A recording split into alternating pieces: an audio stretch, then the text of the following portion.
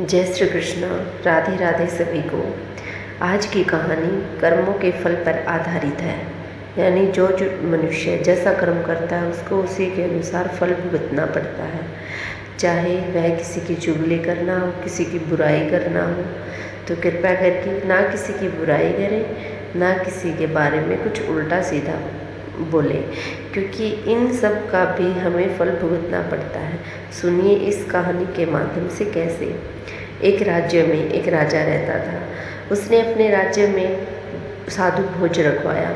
आसपास के सभी क्षेत्र में साधुओं को निमंत्रण दिया गया कि राजा ने अपने महल में सभी साधुओं के लिए भोज रखवाया है, तो कृपया करके सभी साधु वहाँ उपस्थित हों। अब जब साधुओं ने इस बारे में पता चला तो सभी साधु राजा के महल में उपस्थित हो गए। राजा का रसोइया महल से बाहर खाना बना रहा था। उसी समय एक चील अपना भोजन अपने पंजों में दबोचे, किसी सांप को अपने पंजों में दबोचे उस खाने के ऊपर से उड़ रही थी। तभी सांप ने अपना बचाव करने के लिए अपने मुंह से जहर छोड़ दिया और वो जहर उस खाने में जा मिला। उस जहर वाला खाना खाने से सभी साधुओं की मौत हो गई। इस पर राजा को बड़ा अफसोस हुआ और रसोइये को भी बहुत दुख हुआ।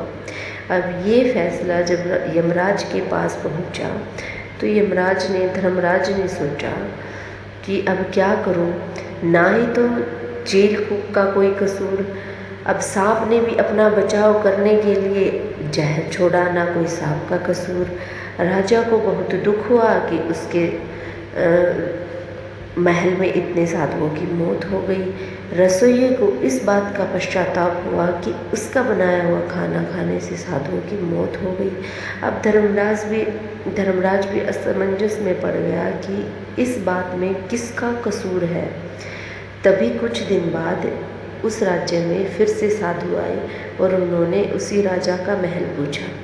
तब एक औरत ने कहा कि उस राजा का महल वहाँ है। उसने रास्ता तो बता दिया, लेकिन साथ में ये कहा कि देखना, ध्यान से जाना, वहाँ कुछ समय पहले बहुत सारे साधुओं की मौत हो गई थी। वह राजा साधुओं को मार देता है। अब धर्मराज ने निश्चय किया कि इस करने का फल इस औरत के पापों में जुड़ गया है, क्योंकि इसने उसकी बुराई की है।